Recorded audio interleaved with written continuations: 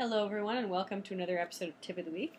So last week I had a chance to talk to you guys a little bit about particles and we did an overview of the particles in general. So this week I'd like to take a more in-depth look at the particle system and we'll start by taking a look at the emitter. So I've just created a scene here that's pretty much an empty scene. There are the three main elements that we always have to have: your particle system composite, your baker, and your visualizer, right there in my view. And then I'm going to go ahead and add in my sprite emitter. So it's called a sprite emitter because it emits sprites. And if you think of what emitting means, emitting is just creating, like it's, something can emit radiation. Radiation will come out of it, right? So an emitter creates things. And then a sprite is a small drawing that we use to represent what the particle looks like. So we can plug in any kind of a drawing layer into our emitter. So I can actually just take the drawing layer that I have right now. I only have, my default drawing layer from the project. I could just cut it out and go inside here and paste it in. And I'll just connect it there to the left-hand side of my sprite. So today the main thing that I want to talk about is the emitter. And inside of your emitter, there are two tabs that define how things work. You've got a generation tab and you have a rendering tab. So if you think about it, the generation tab lets you control how things are generated, how they're created. Whereas the rendering tab lets you control how they behave and what they look like. So let's go ahead and start by taking a look at the generation tab. The first thing that's the most important and very confusing thing is the particle types. And it's so hard for me to try and think of a way of making this stuff easy, because I think this is something that we're going to have to work on also in the next version of Harmony, because we wanted to give as much flexibility as possible. But in order to give as much flexibility as possible, there are lots of parameters that you can work with. And so it's kind of like, we just had to decide at one point how we wanted to do things, and they ended up maybe being a little bit more complex than they need to be. But let me just go ahead and do it, break it down the most simple way I can think of. I'm just going to go ahead and clear out my color palette here, and I'll create a new palette because I want to do this the way that I think is the most easy way to understand, is just by creating some basic default color kind of things. So I'm just going to go in there and I'll create a red particle, I'm going to have a yellow particle, I'm going to have a green one, I'm going to have a blue one, and I'll do a pink one. Okay, so let's just label these also with numbers. So particle number 1 is going to be red. Particle number 2 will be yellow. Particle number 3 will be green. Particle number 4 is going to be blue. And then we have particle number 5, my favorite pink one. Okay, so now I've got all these particles in here, but I haven't actually decided how to generate or where to generate these things. So if I go back into my network view, I've got a sprite connected to my emitter, but I don't have any region where those sprites are being created. So in order to actually create the particles, I need to connect something here to the other side of my emitter. And if I go in here, there are two different types of regions that you can create.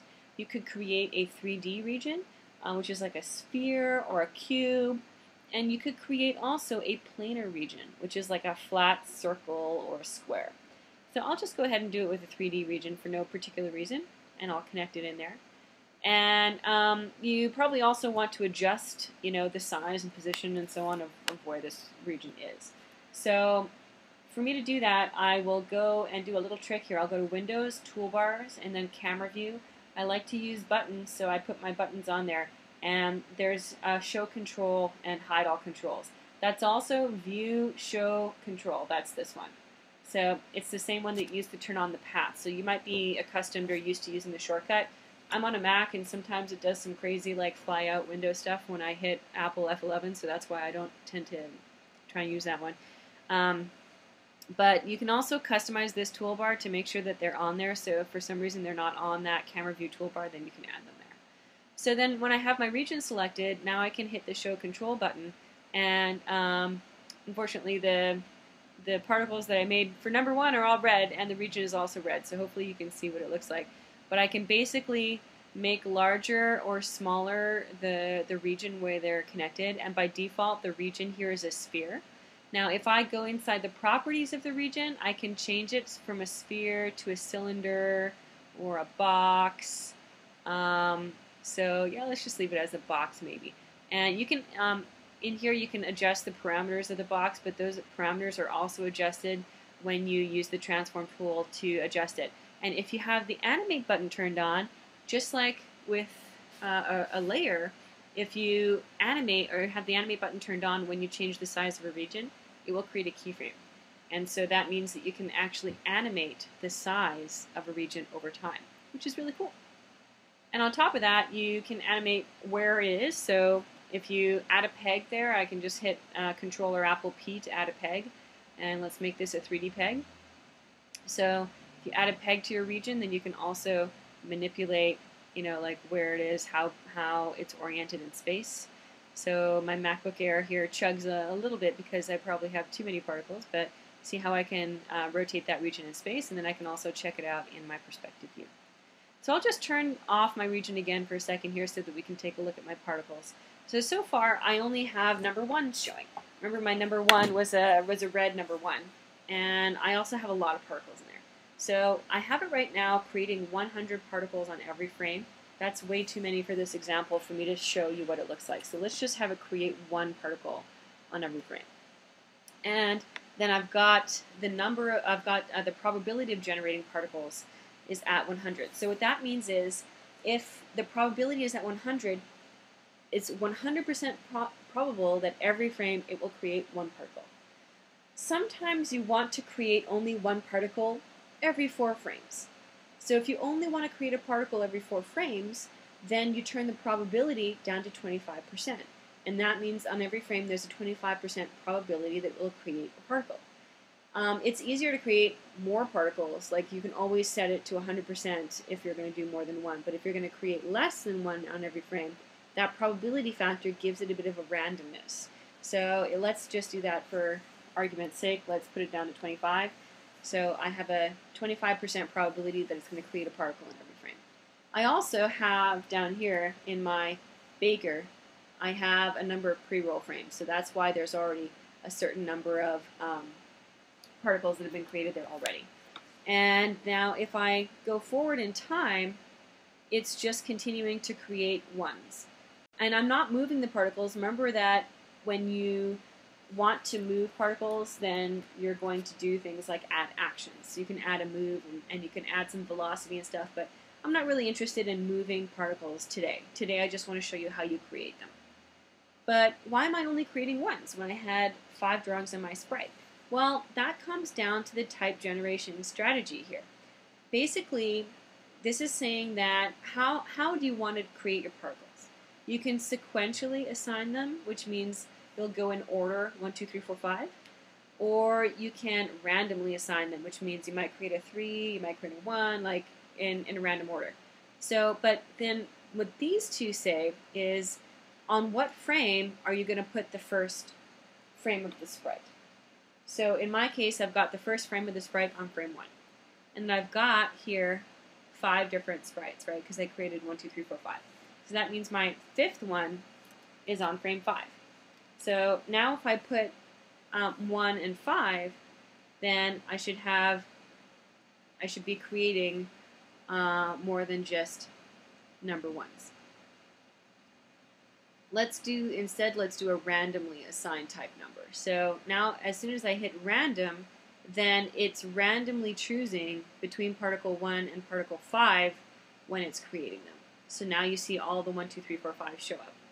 So in a lot of particle systems, probably most particle systems, you want to randomly do them. Like in the fire example, you want them to be random. You don't necessarily want it to be generated like all the same particles.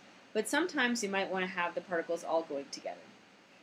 So let's just take another quick gander over at what happens on the rendering tab here, because the first thing that you see on the rendering tab is the sprite rendering strategy, and here it says use the particle type.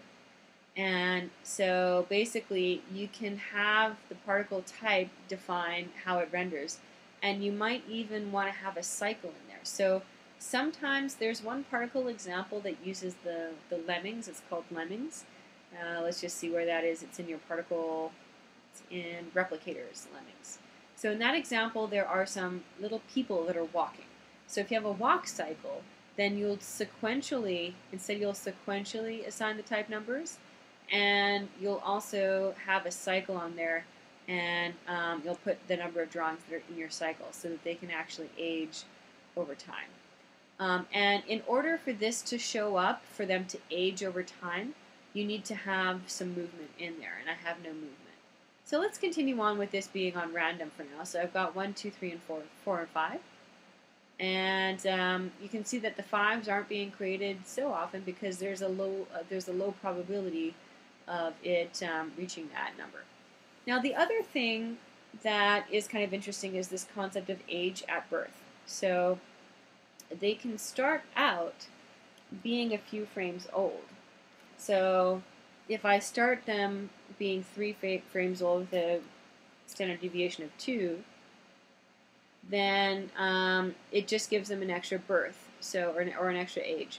And this stuff really shows up when you start to have effects, or when you have a number of particles in there. So for example, if we take a look, let's just for a second here step away from that. I wanted to show you that generation strategy with the numbers, but let me take a step away from that for a second, and I'm going to import in the animated grass example. So with the animated grass example, here we go, sorry, I just had to turn off my fire. With the animated grass example, you have a number of different drawings that are in the sprite that defines the grass, and those are all moving. So if we take a look at this in more detail, a little bit closer, so it's a little bit slow on my MacBook Air. Okay, so if we look at this, all the animated grass is swaying together in the wind, but it's not swaying together 100% the same or together.